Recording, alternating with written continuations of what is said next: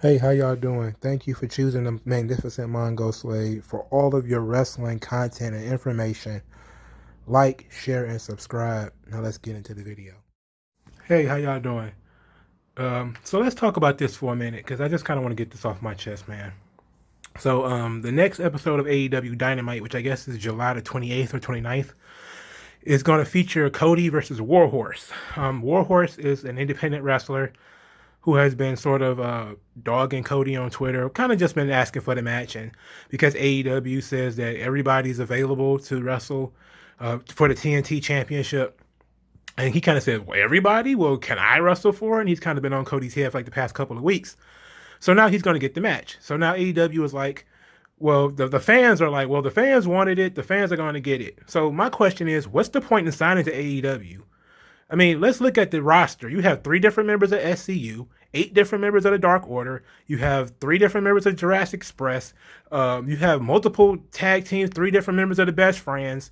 All these guys, none of these people are worthy enough for you to invest time in, even though they're guys that you signed to contracts to be in your company. And at least 3 of the last, 4, maybe 5 matches Cody has wrestled has been against people who are not under contract to AEW. So Warhorse, Ricky Starks, and Eddie Kingston. I think he's had 3 matches. Well, it's about 3 and 3 because he wrestled Jungle Boy, Sonny Kiss, and Mark Quinn of Private Party. So it's been 3 and 3 of wrestlers who have not been signed to AEW and people who are signed to AEW. So what is the benefit? Look, here's my opinion, and it's not even an opinion; it's a fact.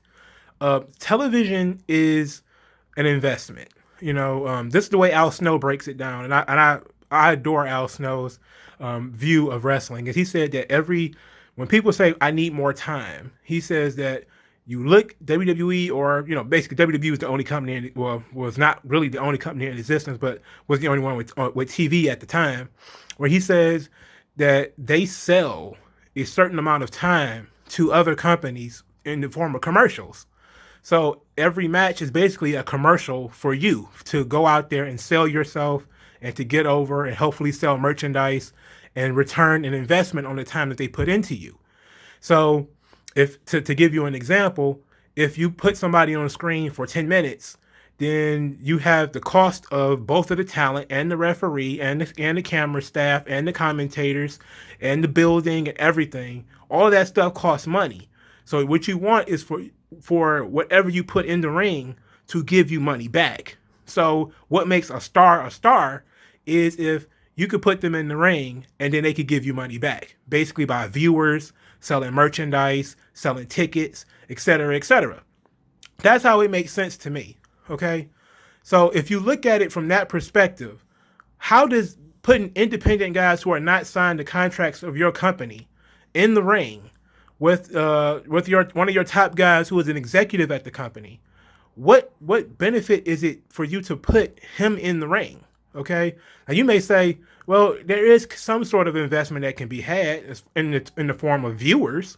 More viewers could watch the match. It's like, yeah, but there's also going to be people who are going to look at that and say, I know Cody's not going to lose because Warhorse is not signed to AEW, at least far as nobody knows. Okay.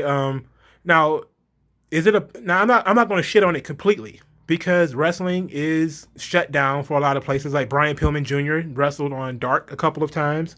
Brian Pillman Jr. wrestles for AEW. Not AEW. He's signed to MLW, Major League Wrestling, Court Bauer, his product. He's still contracted to them until 2021. But MLW is not running shows. So, I think Eddie Kingston still might be signed to NWA, but NWA is not running shows. So it is, and I know Warhorse is, an independent wrestler, but a lot of indie companies are not running shows. So I can understand it from that perspective that maybe you want to give these guys a paycheck who would be working otherwise, but they're not working now. But you have so much other talent who are already on your roster, who you've already signed, who consistently take money out of your pocket. Like, sure, you might have to pay Warhorse this one time. He has this match. Maybe you sign him, maybe you don't. Who knows what his situation is? And then he's gone, and you've blown the match. The match is over, and then you leave. I get that. But what about all these other guys that you signed, like Christopher Daniels and what was his Kazarian and Scorpio Sky and all these other all these Dark Order guys and Colt Cabana and all sign all these guys and you're not going to use them. Why? What's the point of signing them and just giving them stupid storylines to do, where you could actually turn it into something where, yeah, the TNT Championship is open to everybody, and maybe you do one or two, maybe one a month when it comes to outside wrestlers or guys that you signed that people don't know that you signed, like Ricky Starks. A lot of people, I'm not of the opinion that they put Ricky Starks on screen without signing him. Okay, so a lot of that stuff. You know, people don't know that the guy is signed, but he signed. But you also have situations where if I was under contract in AEW, I would be sitting back thinking, what did I sign a contract for? Just to wrestle on Dark? Just to, like, I'm not an investment. You're giving me money for what reason, though? It's like people are constantly saying that certain wrestlers like Bianca Belair, who wrestles on WWE main event a lot, well, she's being wasted. She's sitting on main event, not doing anything. And I can agree with that. Like, that's an investment. Yes, main event matters somewhere. That there's something overseas is where it matters as far as main event is concerned, because they probably have some type of rights fees why they keep producing it. But you're hopeful that she's going to get seasoning on main event so that she could earn money on Raw.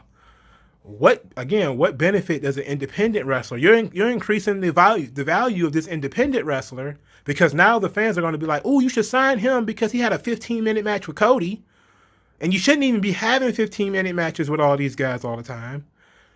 But that stuff, that's money that Tony Khan is spending, and it just doesn't seem to make sense to me. And if I was a wrestler, I'd be sitting back thinking to myself, like, damn, they could invest that time into me or into one of the other 50 motherfuckers you got back here, instead of trying to go out finding new talent on the independent scene to bring in to do jobs and all that type of stuff. Instead of letting us cut promos, which they let Eddie Kingston cut a promo and get himself over and all that stuff, why couldn't anybody else do that? Why is there certain guys like that are not allowed to talk in AEW? And I get that they might think that, oh, maybe Pentagon versus Cody is a pay-per-view match, but you need to use the guys that you have. WCW and WWE used to do that stuff a lot. Like, that's one of the things I used to like about the old days, is that occasionally you would see a guy who is not normally a singles wrestler wrestling for a singles title. Ricky Morton or Scott Steiner or Road Warrior Hawk, I think, wrestled for the Intercontinental Championship once. Like, those kind of things happen, and sometimes it's interesting. Now, I get you don't want to blow Cody and Kenny Omega on TV, or you don't want to do Cody versus Adam Page on TV, but you really telling me Cody versus Scorpio Sky is some big money match that we have to protect and save it down the line? No. Cody versus Christopher Daniels is some big match that needs to be saved for a pay-per-view? No.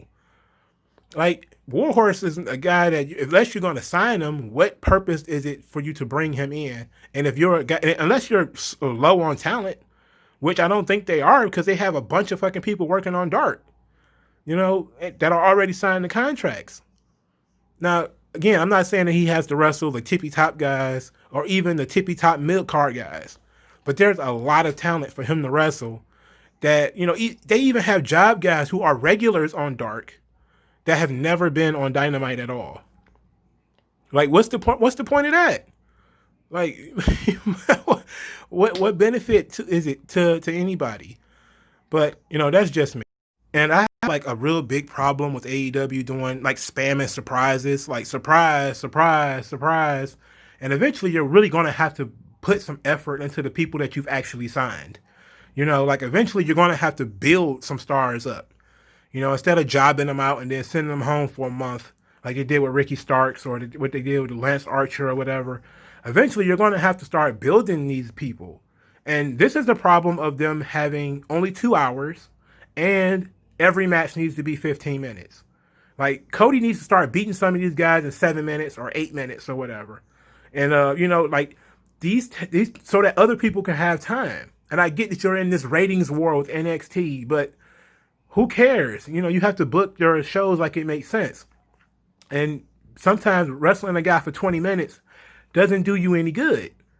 Beat the guy fast, let somebody else come out, invest that time into the people that you've already signed. You use Jericho as a draw to push other people like Sammy Guevara or whatever. That's the right thing to do.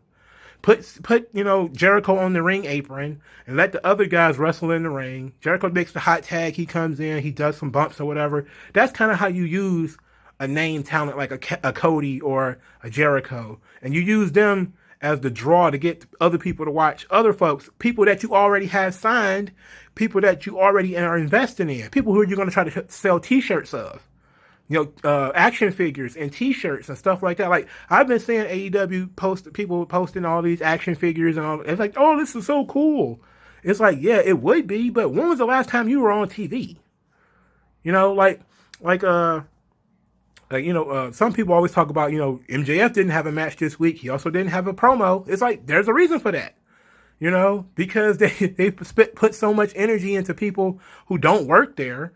And then they also put so much energy into, making sure everybody has this 50-50 match. It doesn't make any sense. Just have these guys beat the other guys and get the fuck out the way. That's just me. Let me know what you guys think, and like, share, and subscribe, and I'll talk to you guys later.